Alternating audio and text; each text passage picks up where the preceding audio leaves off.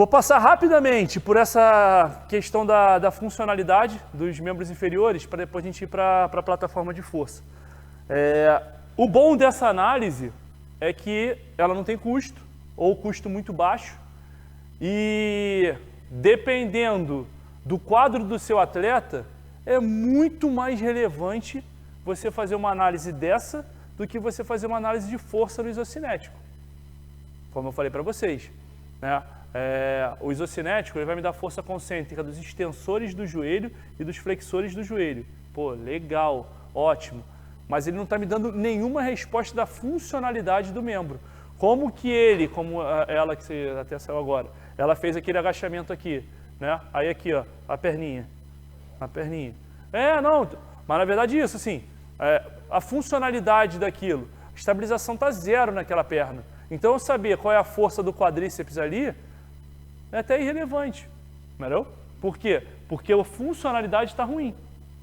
Então muitas vezes, quando a gente faz uma análise de funcionalidade do membro inferior, é barato, é prático, você faz em qualquer lugar e vai te dar um parâmetro bom sobre performance e sobre justamente a prevenção de lesões quando tu vê muita instabilidade. Aí, voltando lá do que eu dei o exemplo para vocês do FMS, que o pessoal criticava o FMS. Aí chegava o atleta lá no Flamengo e foi contratado pelo Vasco, todo mundo fazendo. Aí, dessas avaliações de funcionalidade, o HOP, que eu vou mostrar para vocês, também todo mundo faz. O HOP é ridiculamente fácil, barato e vai dar uma resposta bem relevante para o atleta. Para quem está lesionado, de repente a gente vai fazer as outras duas análises. Tá? Então a gente vai falar do Single Leg Step Down, do Y-Balance e do HOP Test. O Single Leg Step Down foi o que a gente utilizou, né, eu e o Alex, na minha dissertação de mestrado. O Single Leg Step Down é um teste um pouquinho mais voltado para a parte de reabilitação, porém tem como a gente mensurar a performance. O Y-Balance é um teste bem interessante, porque além de você fazer a análise da funcionalidade do membro, você tem um envolvimento de controle motor, de estabilidade, de força de estabilização, de cadeias musculares. Então é bem relevante. E por último o HOP, que é bem simples, eu vou mostrar os três para vocês. O Single Leg Step Down, aqui é um exemplo.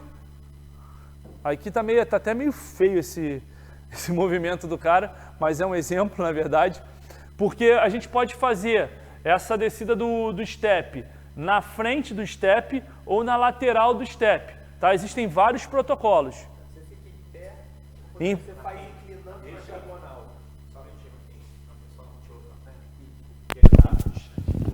Você faz ele em pé, né? Ele em pé. Ou você faz ele inclinando o calcanhar na diagonal? Na verdade, quando você faz ele à frente, é impossível você não inclinar o tronco, porque senão você não consegue descer. Né? Então, tu vai ter que fazer esse movimento, não tem outro movimento, entendeu? O que se comumente faz? Quando se faz a descida à frente, né, você está pensando na cinemetria. Então você marca os pontos no tornozelo, no joelho e na pelve, para você ver se o membro está alinhado. E esse protocolo aqui são só 3 repetições. Então tu vai fazer 1, 2, 3. Então aqui, ó, vou mostrar para vocês. Ó, existem diferentes protocolos do single leg. Existem protocolos de 3 repetições com análise de movimento, a cinemetria, ou o UberSense, ou o Human Track, que eu vou mostrar para vocês. Tem como a gente fazer análise com esses dispositivos, ou até com a câmera do iPhone lá no 240 frames. Existem protocolos com repetição máxima. Esse foi o que a gente utilizou até no estudo do mestrado, né, da dissertação. E a descida pode ser à frente ou lateral. Como eu falei, normalmente à frente é mais difícil, então você tem que ter um controle motor maior, é quase um pistol da galera aí do CrossFit. Então tem que ter um controle motor maior E aí normalmente você faz essa análise, se o joelho está alinhado, se está sendo estável o movimento. Já o outro, esse protocolo aqui, que é o que eu vou mostrar para vocês, é durante 1 minuto, quantas vezes você consegue descer e bater com o calcanhar no solo, só com 10% do seu peso. Vou mostrar aqui para vocês. Aqui é só um exemplo da cinemetria, né? Então aqui, uma boa mecânica e uma péssima mecânica. Uma boa mecânica que está mais alinhado, né? Está mais alinhado e ali uma mecânica ruim. O famoso valgo dinâmico, que não é amnésia glútea. Adoro isso. Tem as 1000 causas possíveis para você fazer o valgo dinâmico. Aí todo mundo fala, não, amnésia glútea. O glúteo tá perdido, não sabe onde ele fica. Como eu mostrei, até no caso dele, pode ser uma compensação descendente, que aí você vai acabar gerando um valgo. Pode ser uma diferença de dorsiflex, tem N causas possíveis, né? Aqui, pessoal, o protocolo que eu falei para vocês do step down, esse aqui foi onde a gente tirou o artigo base. Ele é um artigo justamente para ver a liberação, né? O return to play, return to sport, depois de uma reconstrução do ligamento. Então o protocolo está aqui. A ideia, você coloca uma balança e você vai descer só com 10% do peso nessa balança. É um step de 20 centímetros, vai encostar com o calcanhar no solo, só com 10% do peso, e volta para a posição inicial. É o maior número de movimentos durante 60 segundos. Bem interessante, aplicabilidade prática total. O Alex utiliza pra caramba, de repente até já mostrou para vocês. A gente começou a utilizar durante a nossa dissertação lá, nas nossas discussões e tudo. E isso, assim, é muito prático. Você está vendo a resposta tanto da funcionalidade quanto do desempenho, da performance do atleta, quem está voltando de lesão, enfim. Aqui é só um vídeo do que seria essa coisa. Aqui a gente estava fazendo ainda o teste piloto, então não está com a balança, tá? Esse aqui foi um teste piloto. E aí a gente fazia mais ou menos igual aquele juiz lá do CrossFit. Rap, no rap, rap, no rap. Por quê? Se o cara perdeu o controle e der uma pancadona com o calcanhar no chão, ele não está mantendo o peso ali, então é no rap. Esse moleque era um monstro, aí olha ele fazendo o gesto.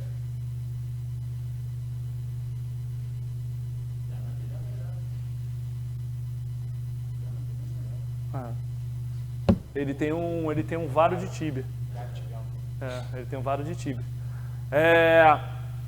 Então, o teste é bem simples. Olha a minha plataforma aqui. A grandona, minha preciosa. Eu não vou nem fazer prática do step down, porque vocês visualizaram e tudo, não tem muito o que a gente debater mais sobre isso. Né? Falar só sobre o Y-Balance e a gente faz um hop aqui rapidinho, que o hop é maneiro. O Y-Balance, ele é uma adaptação do Star Balance. O Star Balance é um teste de fisioterapia que você coloca um asterístico no chão. Você coloca aqui um esparadrapo, cruza, depois cruza, um asterístico mesmo. Tu sobe ali no meio dele e você vai deslocando em todos os ângulos. Deixa eu vir para cá aqui, para a galera de casa. Então aqui, ó, tu põe ele no chão e aí você vai deslocando o seu pé em todos os ângulos.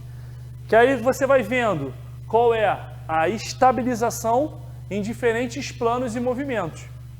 O que foi feito nesse Y-Balance, na verdade? Foi uma adaptação a 3 ângulos só. Ao invés de você jogar para tudo quanto é lado, eles fizeram aqui. Esse aqui é uma régua, vende aqui no Brasil, não é muito cara. Tá na casa aí dos uns R$600. É bem maneira, bem maneira. É uma análise simples de ser feita e com uma aplicabilidade prática muito boa. Então aqui a gente tem, ó, é um Y mesmo, sendo um anterior, o outro lateral e o outro lateral cruzando, tá? E aí, quando a gente para analisar esses três ângulos, aqui, o cruzado e o à frente, a gente percebe que essa avaliação, você está mensurando mais ou menos todas as funcionalidades que a gente estava debatendo aqui. Quando você vai à frente, o que está comandando aqui para você conseguir um ângulo melhor? Pensa aí, pessoal, o que faz eu conseguir um ângulo melhor à frente? Mobilidade do tornozelo. Eu tenho uma boa dorsiflexão. Perfeito. Quando eu jogo aqui, adutor, força do abdutor, né? E aqui a mobilidade do seu adutor, né? Do teu quadril, dissociação do quadril. E o cruzado. O cruzado já diz, porra, cadê a cruzada? Teu encurtamento lá. Tu vai ver o reflexo da tua mobilidade torácica. Porque um lado tu vai fazer e vai continuar aqui, o outro tu vai fazer isso. Entendeu? Então assim, nessa análise, você já consegue perceber várias compensações. Então isso aqui é bem interessante, É isso. Tu vê três ângulos distintos aqui, onde você consegue ver a resposta da dorsiflexão, da sua estabilização do quadril, da sua mobilidade dos adutores, da sua mobilidade torácica. Aqui é só um exemplo aquilo também, né? Eu utilizei bastante esse Y-Balance dentro de uma academia, onde minha empresa fazia avaliação na academia. Os alunos se amarravam, só que a gente só fazia uma avaliação, né? Só mostrava que explicava o que era e fazia um. Porque se for fazer 3, vai levar 30 minutos. Né? No estudo científico, ele dá o exemplo, né, lá, do alcance máximo e da média de 3. Tá? Então, o hop test, só para a gente fechar essa parte funcional. O hop test... Só um minutinho, pessoal. O hop test, ele é um teste de salto unilateral.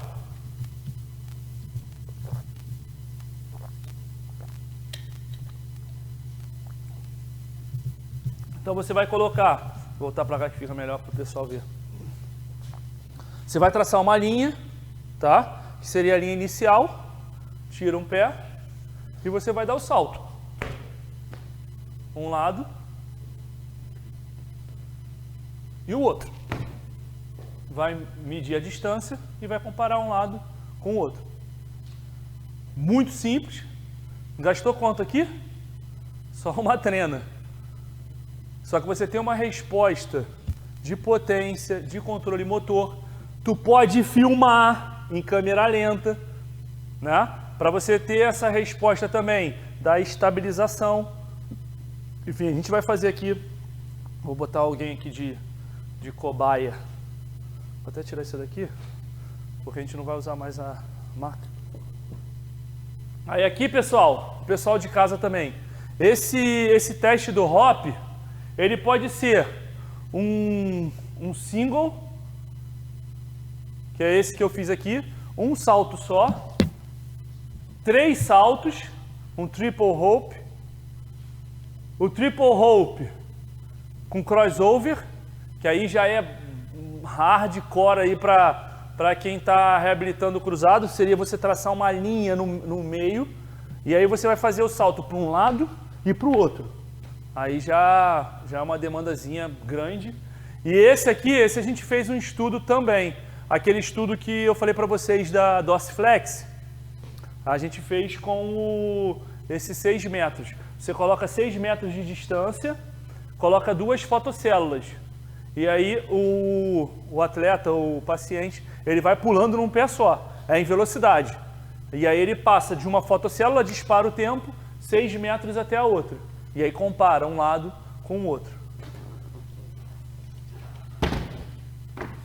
Só um minutinho, vamos só aguardar isso aqui, que aí a gente vem para...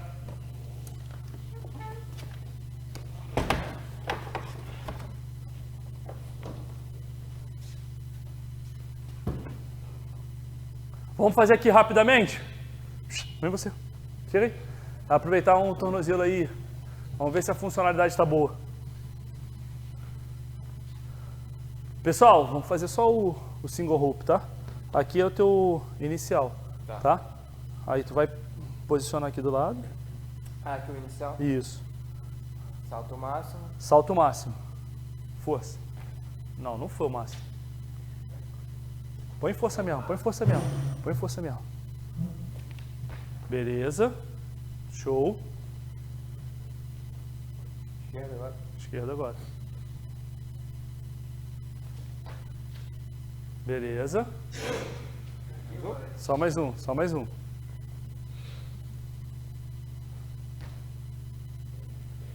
Bem menos, bem menos.